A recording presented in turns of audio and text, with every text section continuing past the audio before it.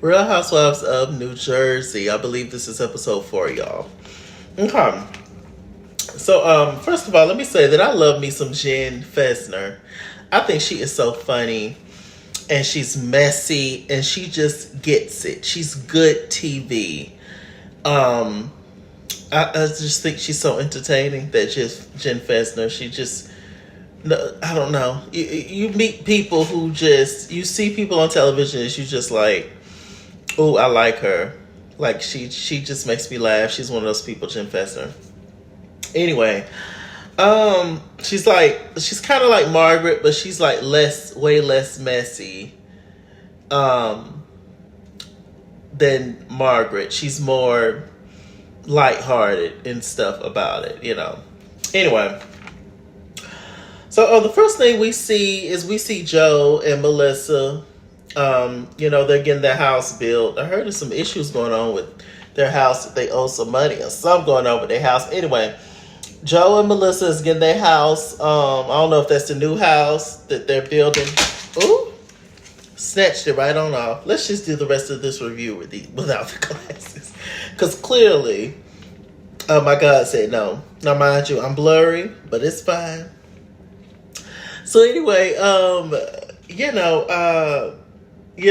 we see, like I said, I don't know if they allegedly owe the money or with some tax issues or whatever on this house that they're building, or the old house. I don't know, but whatever. So we see Joe. He's standing up on the little, on the site. They're building the house. He's standing up on one of the little planks of wood or whatever, acting like he's doing something. He ain't doing that job. He said, oh, Joe, get up there. The camera's getting ready to roll. And that's what happened. So Joe gets down, greets Melissa. What's the first thing they talk about? Joe and Melissa. You guessed it. Teresa. So they get up there and they start talking about Teresa and stuff. And they talked about how Joe acted a fool on Louis at the guys' night out and stuff, and how he's just kind of over everything, and it's just, really difficult. On the flip side, we see Teresa and Louis. They're talking. They're having their own little conversation. Teresa's apologizing to Louis about how ugly Joe has been acting, and your family's so nice to me, but my family's just so ratchet and ridiculous, and I apologize. So Louis, he's trying to bridge the gap between Teresa and her brother, and he was just like, you know what, let's try to make this work. Let's try, maybe you should try to call him. And Teresa was hesitant, but she ended up calling Joe. The conversation was very brief. She ended up asking Joe, is he going to come to her love bubble party? And Joe said, I don't know. I think about it. And Joe was just, you could tell he's irritated and stuff. And Joe is just, he kind of just don't feel welcome. He don't want to be bothered, etc. At the end of the day, for this relationship to work, somebody has to be the bigger person. And if a person is extending the olive branch, no matter what you may think about it, you have to meet them halfway. Otherwise, it's nothing's ever going to come of it, So they just ping pong and go back and forth, Joe and Teresa. Joe is being extremely petty, and he's forever in his feelings. And I get it, but at the same time, like I just said, I mean, you have to let it go at some point and just start anew. One thing I can say is that I got emotional a little bit after they hung up. Teresa and Joe. It's just sad. It ultimately is sad. I don't think anybody wins in this situation because you only got one brother, Teresa. Joe, you only got one sister. And that's it. Y'all don't have any other siblings. It don't seem like y'all have any other family, really. I ain't seen no cousins, aunties, uncles, whatever that y'all are close to. So it really is unfortunate, the situation, and nobody wins, really. And the saddest part about it is that the cousins, all the kids, are not gonna be close because the parents are. Oh, you ain't going over there to help a house. that's my aunt. I just want to go. No, you ain't going over her house. You heard what I said. I mean, we see it every day. And sadly, this is going to be the situation as well. But my God, how tiring to have the same storyline for years and years and years and years and years. To be arguing with your sibling for years and years and years and years and years on camera. Ooh, I'll be so tired. Let me see. Dolores, she had a scene with her mom and her son, which is by Frank. And, they started to talk, and they started to talk about Paulie, Dolores' new man, and how he's very old school, very macho, what have you. And Frank is a little bit more freelanced, so to speak. And so, you could tell Dolores don't care. And she has every right to not care. To my understanding, Frank has had years to act right, to win Dolores back. I mean, he is the baby daddy, and they was married. She still has his last name, all that. And so he's had his opportunity, and it was a flop. Dolores she said she's 52 years old. I mean, she's been taking care of people her whole life, as most, women do. Not saying that's their role, but I'm saying most women have to be the backbone in the family and have to take care of everything, and because a lot of times these men gone about their business. So yeah, I'm all here for Dolores and Paulie's relationship. I like Frank's personality a little bit more than Paulie's, but that don't mean that Paulie ain't a good guy, especially for Melissa. So Dolores. So hey. Margaret and Dolores had a scene where they met up buying plants or whatever. They called Melissa to talk about the whole situation. And they, because the word around town is Joe Gorga flipping out again. She was just like, yeah, I just can't believe it. And it's just, it's unfortunate. They was talking about how Melissa's sisters and mom wasn't invited to Teresa's wedding. In which I get it, but I don't at the same time. If Melissa wasn't invited, anything that comes from Melissa, how do you think they were going to be invited? How would it look for Melissa's sisters and mama to be there, but Melissa ain't there? And she's married to the brother. How would that, so I mean, hell, that's kind of like, not saying it's right overall, but that's kind of the mindset that I would have too. Like, if I'm not rocking with you, you're married to my brother, why would I rock with your family? Whether I like them or not more than you, whether I'm cool with them or not more than you, I'm still, if one ain't gonna come, ain't none of y'all coming. Period. I mean, that makes sense to me, but hey. I was like, well, let me see. Jennifer Aiden and her husband meet up. Like I said, I only started watching the show last season. So one day if I have time, like weeks and weeks off work, I'll go back and watch every single season of Jersey and all these shows. But until then, so I like Jennifer Aiden. I think she's hilarious. I think she's good TV. I love that she stands up for herself. All that good stuff. But Jennifer Aiden is a lot, and she's really, really annoying this season for some reason. And she talks about how she wants her husband to stick up for her more and look out for her and have her back. So I'm not married, never been married, don't want to get married. Not at least I'm, meet somebody, meet a billionaire or something, then, I'll probably get married. But, I see this two ways, right? So you should always have your spouse's back, especially in front of people. I agree with that. But at the same time, as an individual, as a person, you're not going to keep dragging me down the rabbit hole either.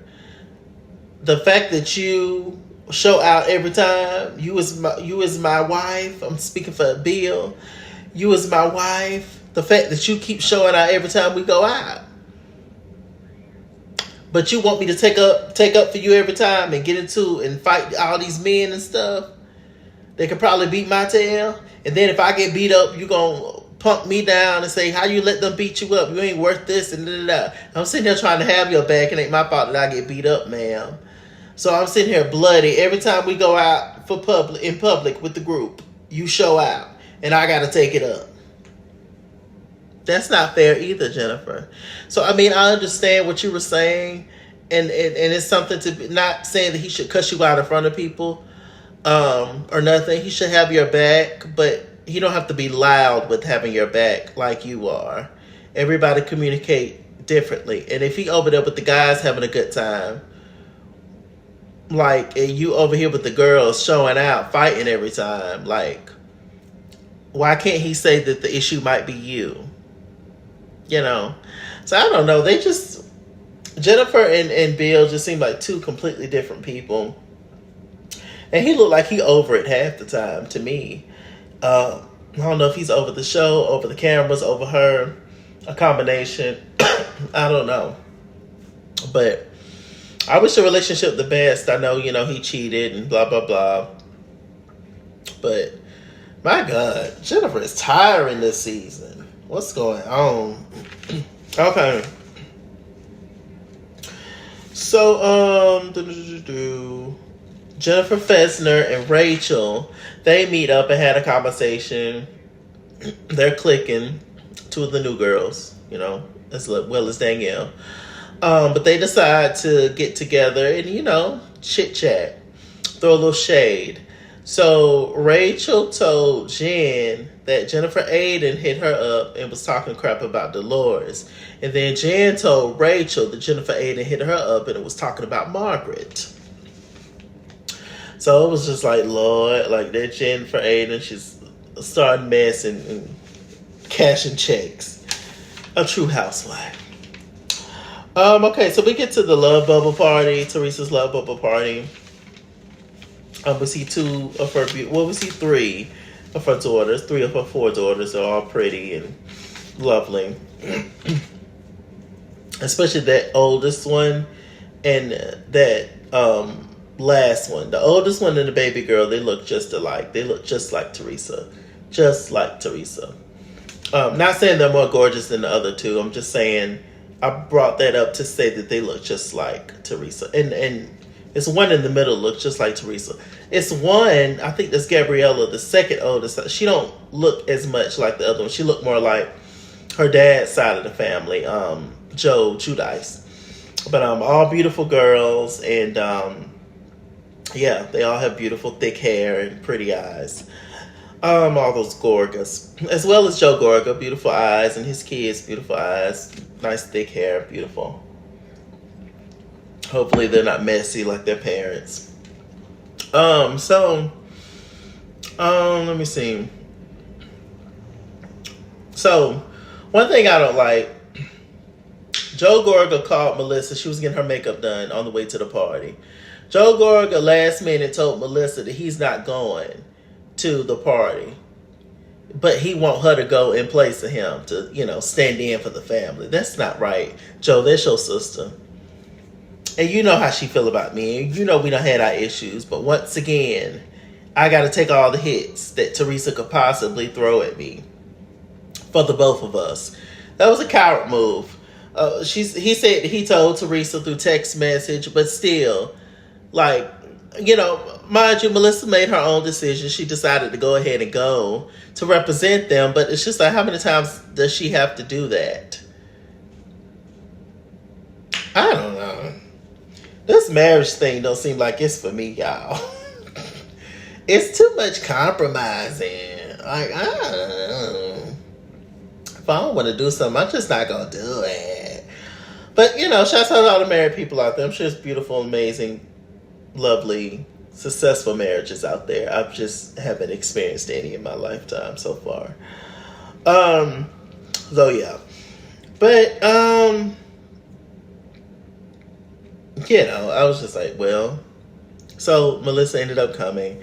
There was a little awkward scene between Melissa and Gabriella and Gia, the two oldest girls. And You know what I'm saying? How they miss their cousins, and it was just awkward. It was awkward. Melissa said that the girls hate them. I don't think they hate y'all. They just don't. They just taking up for their mama, which is what a kid gonna do. Just like Joe and Melissa, y'all kids will take up for y'all. One thing I do respect about the Gorgas though is that they leave the kids out of it. Yeah, y'all growing up or whatever and about grown, but y'all sure. Y'all stay at a child's place. I think Melissa, in my opinion, Teresa, and this may be just a result of how I was raised, Teresa kids got too much of a voice. At the end of the day, that's between your mama and her brother, them two grown people, okay? Y'all stay in a child's place. You should be saying certain stuff to your uncle and your aunt. Whether they ain't worth a damn or not, you still don't say that to them, But Teresa just let her girls, Everybody can raise their kids how they want to. I'm just saying, it's not my cup of tea. That part, that's the only part. Great mom. She's a great mom. And Joe and the Gorgas are great parents. I'm just saying, that part about Teresa, I don't care for, You stay over there. You don't jump in this. If I'm arguing with my brother, I'm arguing with my brother. If I'm arguing with Melissa, I'm arguing with Melissa. You stay over there. Now, if they kids jump in it, then that's where you come on. But you don't just come on and stand beside me. You're not my equal. You're my child. Anyway. So, Teresa and Louie got up there and made a speech, and Teresa kind of threw a dig, and she said, this is her chosen family. Everybody's here, was supposed to be here, meant to be here, and I'm glad you came. And Melissa went to go cry in the bathroom, but I was just like, oh. Do I think Teresa meant anything by it? Probably. But I mean, she has the right to say whatever she want to say. And I'm sure her feelings was hurt that her brother wasn't there. So that's all that was. All this is just feelings. Everybody's feelings is hurt. Everybody's mad at everybody. Don't nobody know how to talk to nobody. Everybody hold on to grudges. It's just all this foolishness is. It's just family. Familia. Y'all know family, child. You don't realize how toxic some family members are, or your family dynamic when you're a child, but as you grow up, you're like, ooh, you ain't been right for a long time. I just, I didn't have the voice to say it back then because I would have got slapped in my mouth, stay in child's place. And also, I just didn't have language back then because I was a child. But my God, you surely a mess, cousin. I love you, but I can deal with not seeing you for months at a time. Anyway, so that happened. Let me see. So Margaret,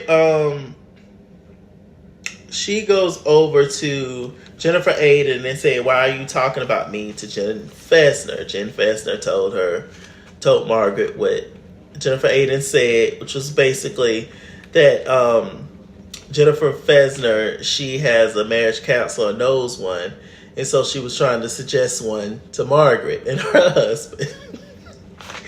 And it was funny. That Jennifer Aiden is funny. And so that started that whole thing. Then here come Rachel and her new nose. She come over there. Her nose job is really, ooh, bless her heart. I like Rachel. But, oof. That nose job. But anyway, that's when Rachel jumped in and said, yeah, Jennifer, you was talking about Dolores. And Dolores, Dolores is having a lot of restraint these days for Jennifer Aiden. And I just think it's just because Dolores is in love. So she just don't care. She don't care about what's going on around her. And that's what happens when you're in love, Wishing her and Paulie the best. AKA Buzz Lightyear. And I hope it works out for them. And then Rachel, she got so mad, she left Teresa's party, and Jennifer making comments on the way out, and Bill just sitting there looking at her. See, this is another situation. And Bill sitting over there drinking, having a good time with the guys, and here we come. So I guess next week, Jennifer Aiden, she's going to cuss Bill out again. That you wasn't there beside me or sticking up for me. You know, when I was... Yeah, so I guess it's just going to be another situation where she's going to be cussing them out again. I had a phone call, y'all. So anyway, let me see. Oh, there was a situation with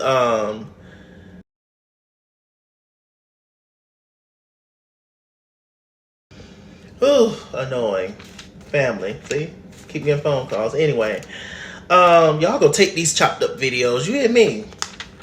I work hard. They be late, but I work hard. So anyway, there's a situation with okay, so Melissa ended up telling Jackie what she said about Danielle, that her shorts was tacky, she was raggedy, she was tired and through, she was white trash. And Jackie she smiled and she was like, well, I really don't care that you told her, to be honest. And she's kind of insignificant, which was mean. Danielle overheard her and said, excuse me, are you talking about me? Do I look raggedy to you? Do you like my shorts today, ho? And Jackie was like, no, you actually look nice today, and blah, blah, blah, trying to scheme it over. And Danielle, you know, she started to talk to her. She wasn't cussing her out, but she was letting her know what time it was. Jackie was like, oh, put your hands down, put your fingers out of my face. I don't do this, and blah, blah, blah, blah, blah, blah. Jackie ended up walking off because she didn't want no smoke, because Danielle is that girl. Danielle is, you know, that girl. And Jackie's not. So she walked off smartly. Margaret went over there to talk to her. And yeah, and that's when the whole thing happened between Jennifer Aiden versus Margaret versus Dolores versus Rachel. And yeah, what have you. So I was like, Chad, it was a pretty good episode. New Jersey kind of bringing it low key. Like I said, I'm really not liking the new girls. All three of them are different, and all three of them bring a new dynamic to Jersey, which is what's needed for sure. Anything else that happened? No, I think that was it, child. With that said, I'm Mr. Chalaki. Indigestion. Mr. Chalaki on Google Plus. Follow me at Excusor on Instagram and Twitter at Excusor89. On Snapchat, Chase King on Facebook, Mr. Chalaki on Cash App and PayPal, and as always, run me my money. Run me my money or run me my fade. Run me my money the way I get paid. Stay black, stay tuned. Or in this case, stay Italian, child. And I'll see you guys later. Bye.